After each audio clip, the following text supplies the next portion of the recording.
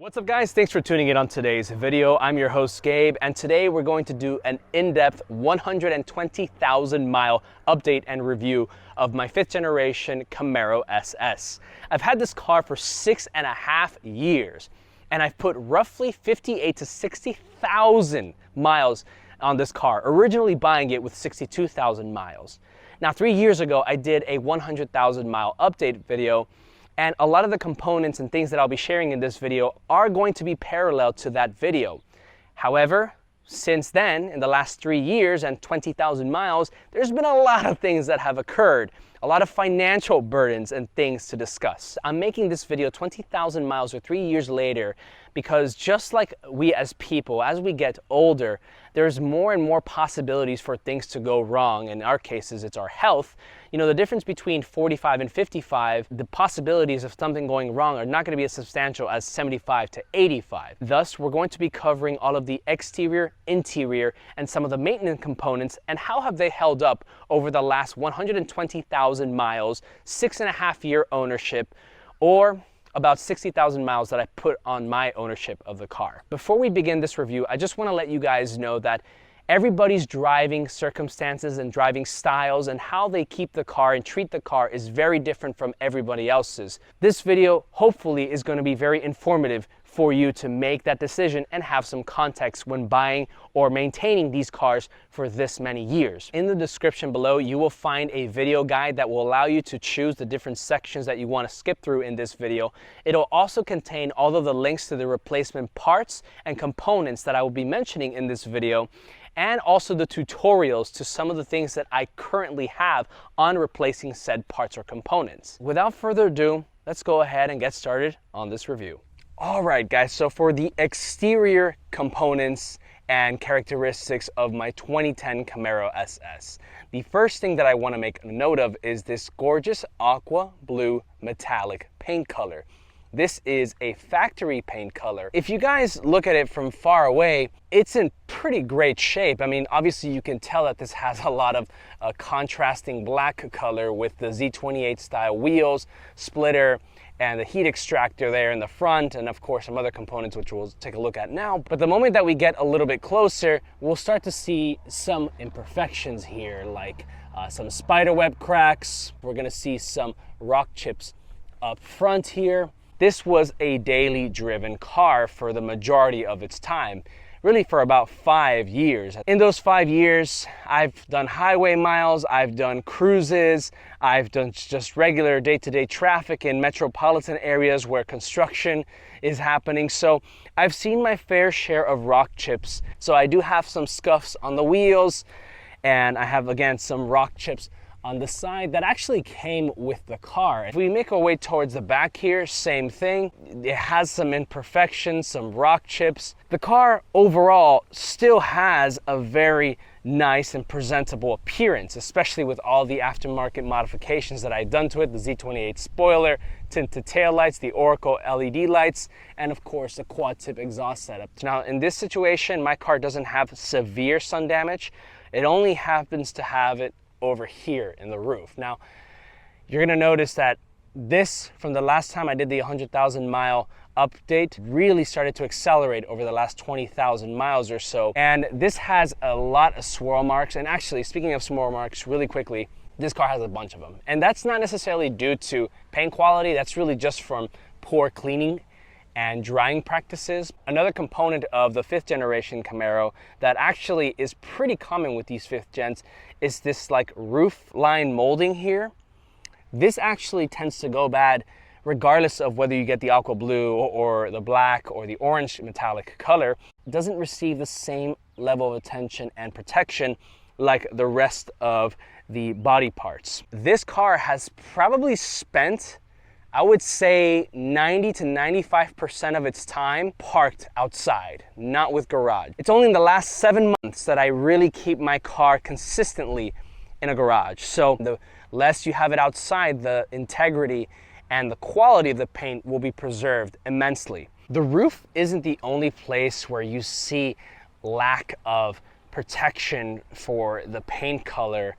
You also have some of that evidence over here in the side view mirrors. Now this one actually chipped off completely. Now, I actually had this side view mirror wrapped in this nice gloss black finish, but before there was actually a lot of fading from the sun beating down on it. But you know, I think overall, this looks very nicely. And if I had to give my car's exterior preservation and integrity and look, I think I would give this a B-.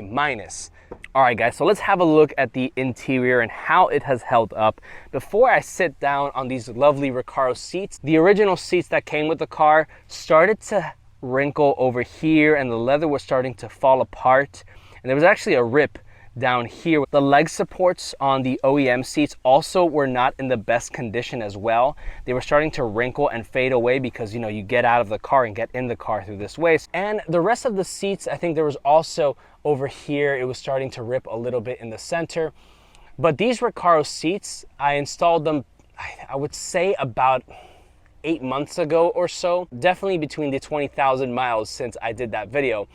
And these seats have held up very nicely over the last, I would say again, 6 to 8 months that I've owned this. You can clearly see that there's some imperfections over here, some leather wrinkling going on here. There's no lacerations or any sort of cuts.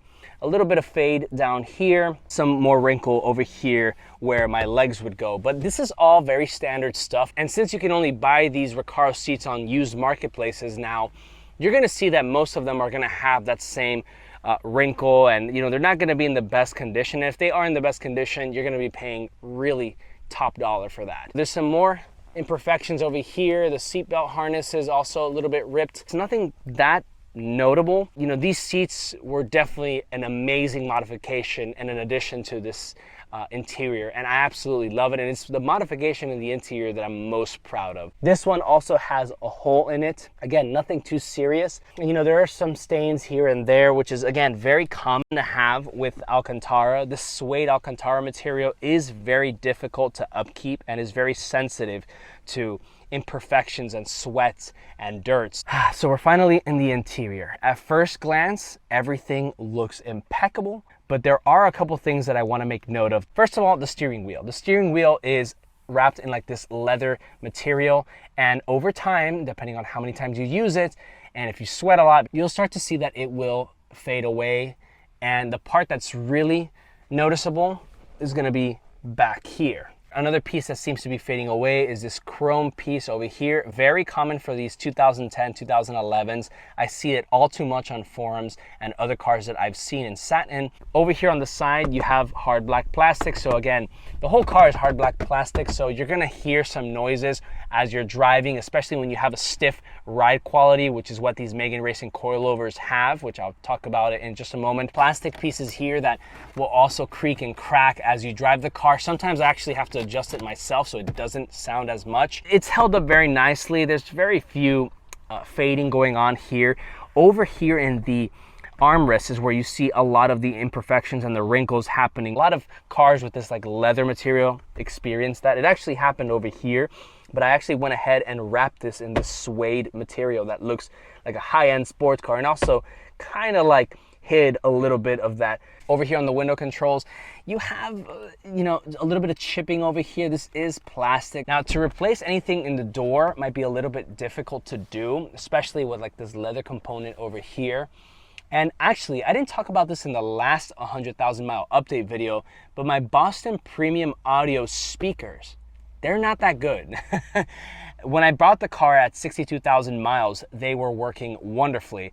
Now they are busted, and I can't really use the bass feature without the car just shaking and just sounding horrible.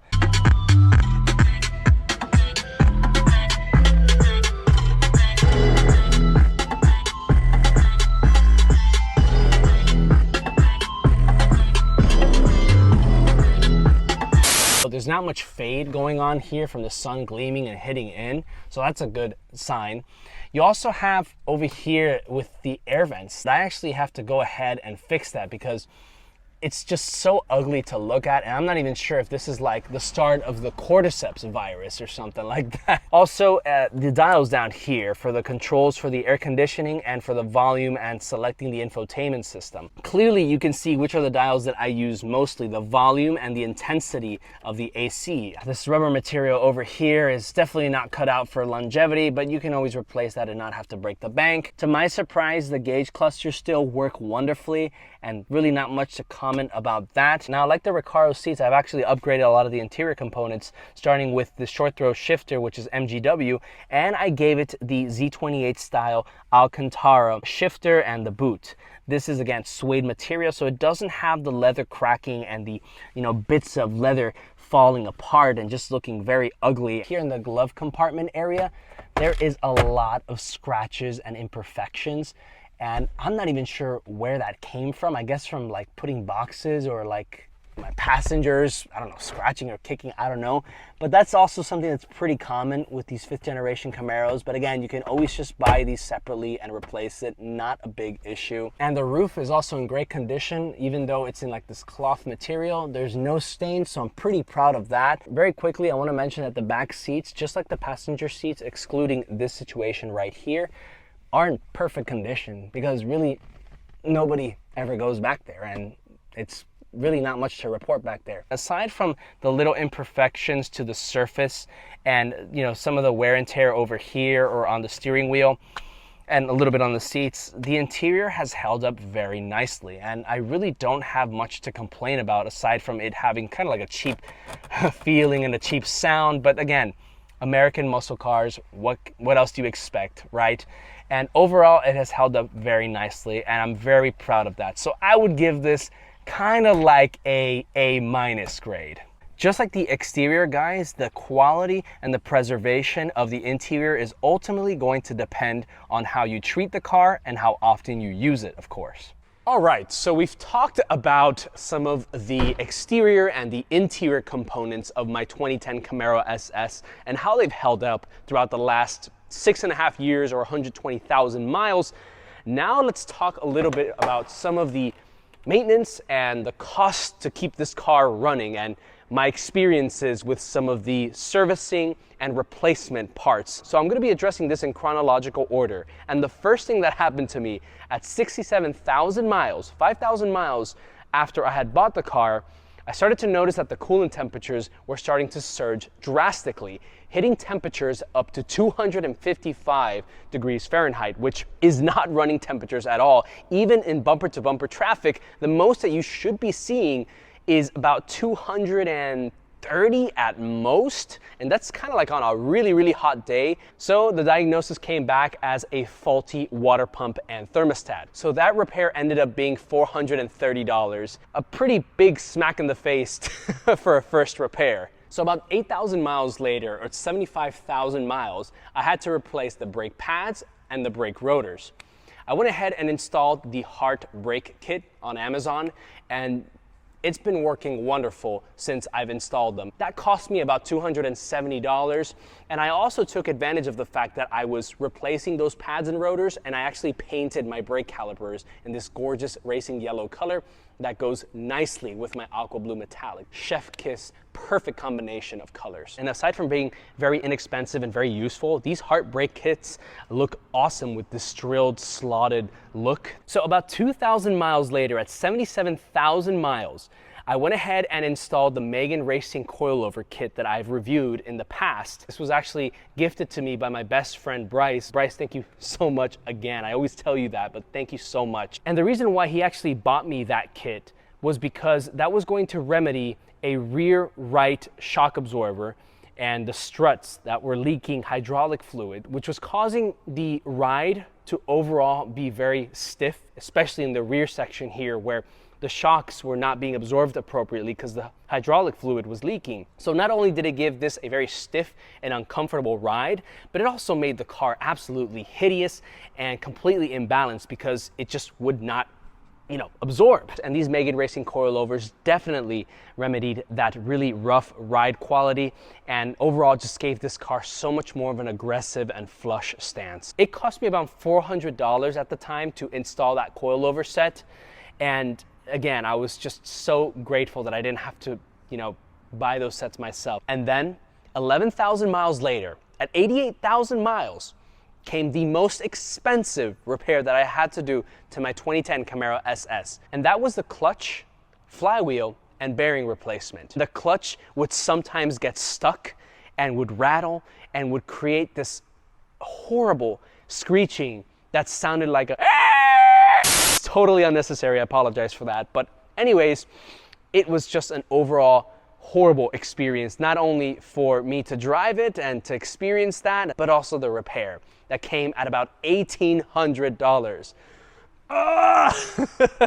So about 3,000 miles later, at 91,000 miles, came the most ridiculous replacement and unnecessary expense, and that was with the headlight bulb replacement. Now, those typically go out at 80 to 100,000 miles, depends on the usage and the brand. I ended up buying a cheap Chinese headlight that emitted this nice blue color that looked really cool on my blue Camaro, but had horrible visibility. I could only see maybe 30 feet in front of me, so at night they were practically useless. And these were significantly hotter than the HID factory OEM ones, the Osrams, and it ended up melting the headlight bulb housing. And actually, it was only this one that ended up melting. I bought the second one because I wanted the headlights to match, because the one that I bought was so new that the other one wasn't matching appropriately, so I had to just buy two separate ones. It ended up costing me total about $400 to do that, plus the actual headlight themselves, which was about $120, I think, at the time. Later, at 95,000 miles, I went ahead and replaced the spark plugs. And I suspected that the spark plugs needed to be replaced because that 95 to 100,000 range or area should be a good time to start replacing those spark plugs, as they do get bad over time. But the reason why I suspected the spark plugs were going bad was because of some rough idling and some delayed startups. Replacing the spark plugs actually fixed the rough idling situation, but it didn't fix so much with the delayed startups or the rough startups. That repair cost me around $70 or so. And then, shortly after the spark plug replacement, 4,000 miles later, or 99,000 miles, I went ahead and replaced the starter, which of course solved the rough starting and delayed starting, and that cost me about $110. So funny enough, about a month after uploading my 100,000 mile update and about 1,200 miles later from the starter replacement, the throttle body actuator went out. So I had to get a throttle body assembly unit, and the install was pretty easy.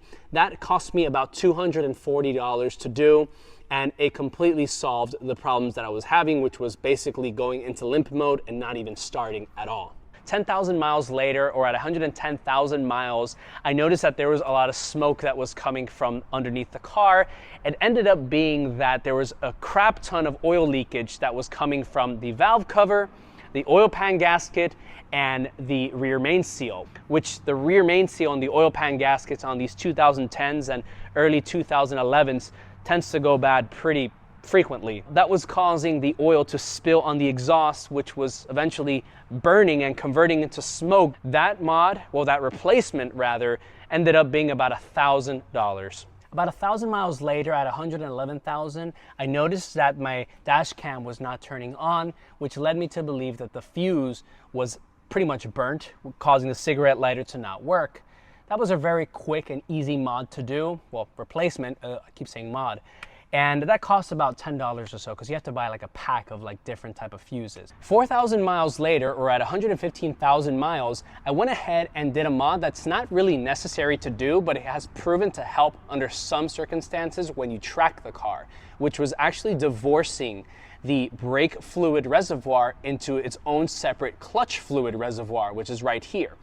Now, what led me to do this was because I was starting to notice that the clutch was feeling a little bit spongier than normal. I don't know if that makes sense, but it would sometimes get stuck to the bottom before releasing when I would shift very aggressively. And this would usually happen after a couple, minutes of doing some pretty aggressive driving, which led me to believe that the fluid was overheating. I had to basically flush the entire brake system and the clutch system. And that overall cost me about $270 to do, which comprised of buying the reservoir kit, the separate reservoir kit, and of course all of the fluids and tools that I needed to go ahead and do that brake flush.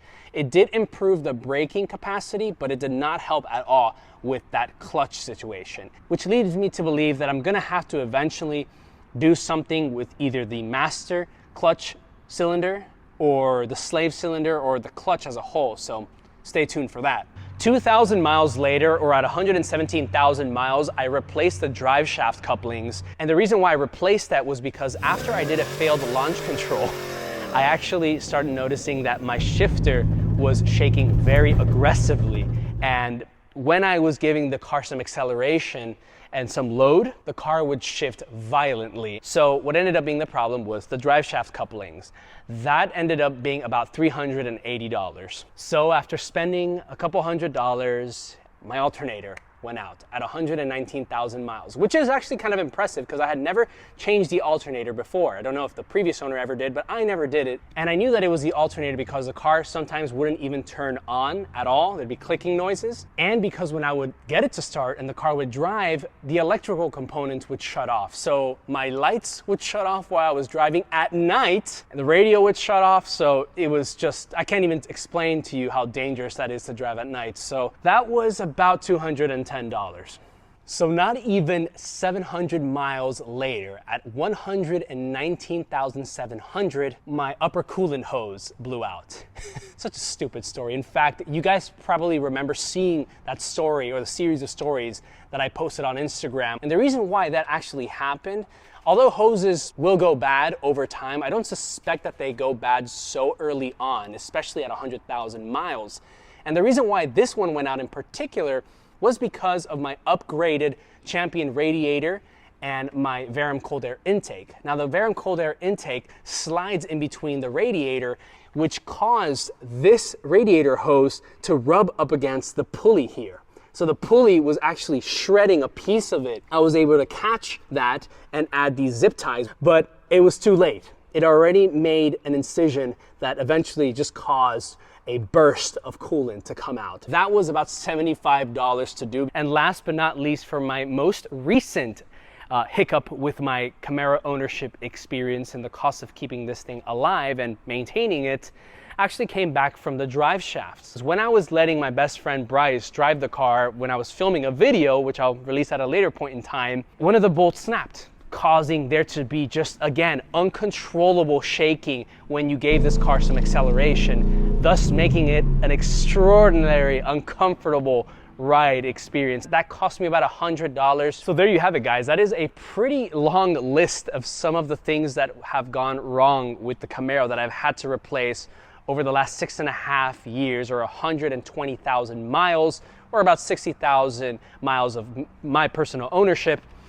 And the total cost comes out to about $5,600. And, you know, to just give it a standard deviation, about $200, just in case I missed some numbers, call it, it's about $5,600 to $5,850. Now, there's definitely some other running costs that I haven't mentioned before, like oil expense, which I believe and I've estimated to be about $700 over the last 6.5 years of me doing it. I never really did every 6,000 just because I use synthetic, and I've always gone by the 10,000 rule mark. In terms of gas, for the last 6.5 years, or 60,000 miles, or 120,000, I can't even imagine since conception how much it must have been, I have spent roughly $12,000. I use metrics like 15 miles per gallon average, about 60,000 miles of overall destination and driving, and I use about a $3.10 average, because sometimes I would put regular gas and sometimes I'd put premium, and there's been a lot of fluctuation in gas prices over the years, but $12,000, that is what you have to pay to play with a V8. And of course, things like the tires, I've spent about $1,800 over the last 6.5 years. I was never really big on investing on very expensive tires. I've used these Xeon Cooper RS3s like twice in a row, and I've used Mickey Thompson's before, and I used cheap Chinese front tires. and they've all amounted to roughly $1,800. Again, I don't make too much power, and traction was never really that much of a thing for me, and I really waited until those things were bald as hell. Well guys, there you have it. That is the full in-depth review of how my car has held up throughout the last 6 years of owning this car. 120,000 miles on the odometer, and about 58 to 60,000 miles that I've put on this car. When you crunch up all the numbers, it looks like I have about $20,000 invested in this car to keep it running and keeping it to the form that it's in. And that doesn't even count the modifications that I've done to this car, which is jaw-dropping considering the opportunity cost. It's okay, because over the last couple of years, this car has allowed me to experience so many different things and meet so many different people, and to start this YouTube channel.